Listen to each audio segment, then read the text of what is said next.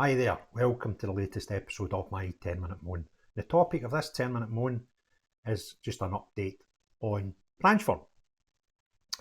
Now, the reason for this video is last night I saw the front page of today's National. Someone tweeted it.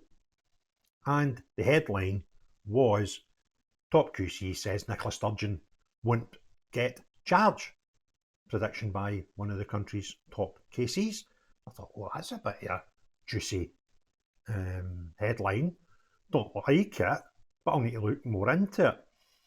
And it's quite funny because yes, when you read the story, the KC did suggest that he felt that she wouldn't get charged, and that was based on his theory that if she and Colin Beattie were both going to, or either were going to be charged, they would have been charged at the same time last year as Peter Murrell, who was charged. And there's a common sense and logical thinking behind that. And the KC is no stranger to the channel. The KC who made these comments is Thomas Ross, who many of our viewers will remember prior to the hate crime was a very popular guest on the channel and sat down and spent a good bit of time discussing the hate crime act before it came out with us, and will no doubt have Thomas back again as a guest going forward.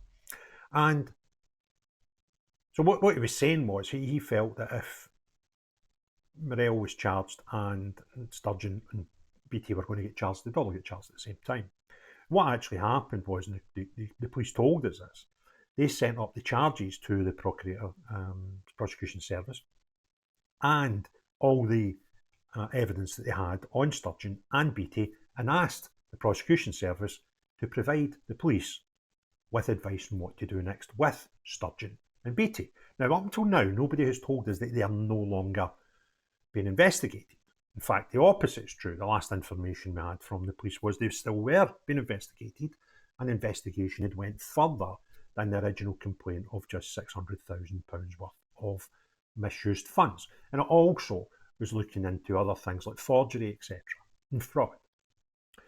So, where it will finish, we don't know. Thomas's opinion, as things stand just now, is Sturgeon and Beattie won't get charged. But something very interesting that Thomas did say that the National have sort of underplayed. And that is the bit where he says quite clearly, let me just find it, that